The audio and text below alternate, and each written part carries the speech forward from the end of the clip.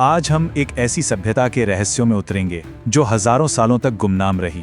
एक ऐसी दुनिया जो रेत के नीचे दबी थी और जिसके राज आज भी इतिहासकारों को हैरान करते हैं। ये कहानी है सिंधु घाटी सभ्यता की।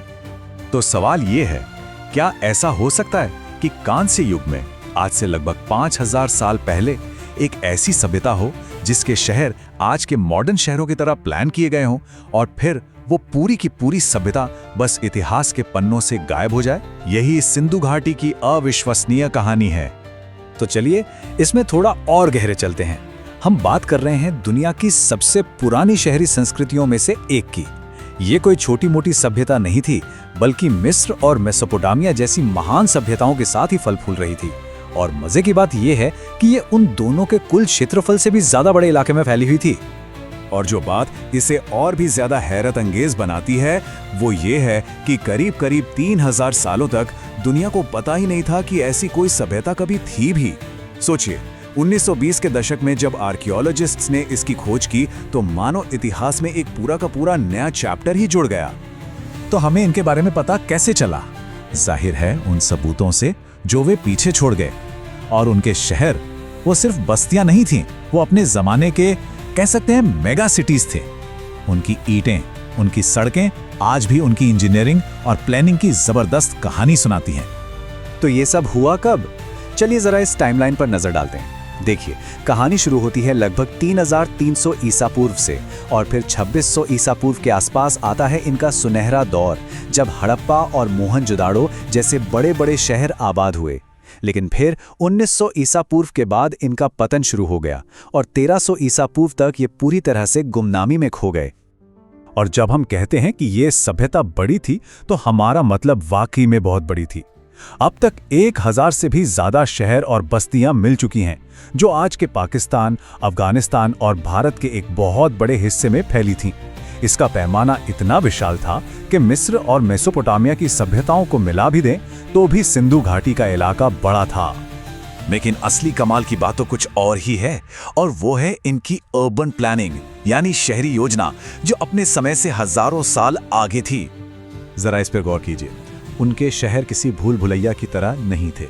सड़कें एकदम सीधी एक दूसरे को 90 डिग्री पे काटती थीं, जैसे कोई चेस बोर्ड हो। हर घर में पानी का इंतजाम था और ये सुनिए, ढकी हुई नालियां, मतलब अंडरग्राउंड ड्रेनेज सिस्टम। उस जमाने में कमाल है ना, यहाँ तक कि उनकी ईंटों का साइज भी हर जगह एक जैसा था। यह सब दिखाता है कि उनका समाज कितना ज्यादा संगठित और एडवांस था। तो ये तो हुई शहरों की बात, लेकिन इन शहरों में रहने वाले लोग कैसे थे, उनकी जिंदगी कैसी थी? अब हमारे पास उनकी लिखी कोई डायरी या किताब तो है नहीं, लेकिन उनके बनाए सामान, उनकी कलाकृतियां बहुत कुछ बताती हैं। ये लोग सिर्फ किसान नहीं थे, ये बेहतरीन कारीगर भी थे और साथ ही स्मार्ट बिजनेसमैन भी। देखिए, वो खूबसूरत मिट्टी के बर्तन, गहने, कपड़े बनाते थे और फिर इन चीजों पर अपनी खास पत्थर की मोहरें लगाते थे। समझिए, एक तरह का ब्रांड लोगो। और इनका सामान दूर दूर तक जाता था, मेसोपोटामिया यानी आज के इराक तक। जैसा कि कहा भी जाता है, उनकी शिल्प कौशल की गुणवत्ता एक स्थिर और समृद्ध समाज की कहानी कहती है।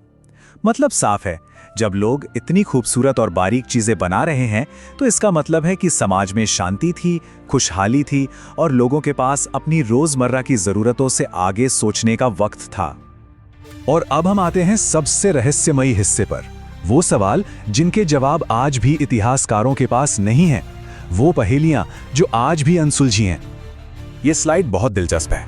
देखिए, जब हम पुरानी सभ्यताओं के बारे में सोचते हैं तो दिमाग में क्या आता है? मिस्र के पिरामिड, बड़े बड़े राजाओं के महल, है ना? लेकिन सिंधु घाटी में ऐसा कुछ भी नहीं मिला। ना कोई आलीशान महल, ना कोई विशाल मंदिर, यहाँ तक कि ज्यादातर घर भी लगभग एक ही साइज के हैं। तो सवाल ये उठता है कि इन्हें चलाता कौन था? क्या कोई राजा था ही नहीं? क्या ये एक ऐसा समाज था जो बराबरी पर यकीन करता था? लेकिन इन सब में जो सबसे बड़ी, सबसे उलझी हुई पहेली है वो है इनकी लिखाई। हमें इनकी मोहरों पर, बर्तनों पर करीब 400 अलग अलग निशान मिले हैं। ये एक पूरी भाषा है, एक पूरी लिपि जिसे आज तक कोई पढ़ नहीं सका है। सोचिए, उनकी सारी कहानियां, उनका ज्ञान, उनके राज, सब कुछ इन निशानों में कैद है, जैसे खजाना जो बंद संदूक में रखा हो और हम आज भी उसकी चाबी ढूंढ रहे हैं। और आखिर में वो सवाल जो हर किसी को परेशान करता है कि हुआ क्या इन लोगों का? ये महान शहर कैसे वीरान हो गए? अब देखिए, इस पर कोई एक पक्का जवाब नहीं है। कई अलग अलग थ्योरीज हैं। कुछ कहते हैं कि मौसम बदल गया, नदियां सूख गईं और खेती तबाह हो गई। एक और थ्योरी है बाहरी आक्रमण की। कुछ का मानना है कि व्यापारिक रास्ते बंद हो गए और अर्थव्यवस्था ठप हो गई।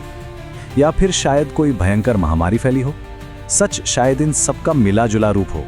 तो आखिर में बस ये एक सवाल बचता है, जरा सोचिए, अगर हम कभी इनकी लिपि को पढ़ने में कामयाब हो गए तो ये लोग हमें क्या सिखा सकते हैं? एक ऐसी सभ्यता जो शायद बिना राजाओं के चली, जिसने हजारों साल पहले सस्टेनेबल शहर बनाए। उनके पास आज की हमारी समस्याओं जैसे शहरीकरण या सामाजिक बराबरी को लेकर क्या जवाब हो सकते हैं? शायद उनके गुम हो चुके शब्द हमें एक बेहतर भविष्य का रास्ता दिखा सकते हैं। और यही सवाल है जो हमें इतिहास की इस महान पहेली को सुलझाने के लिए हमेशा प्रेरित करता रहेगा।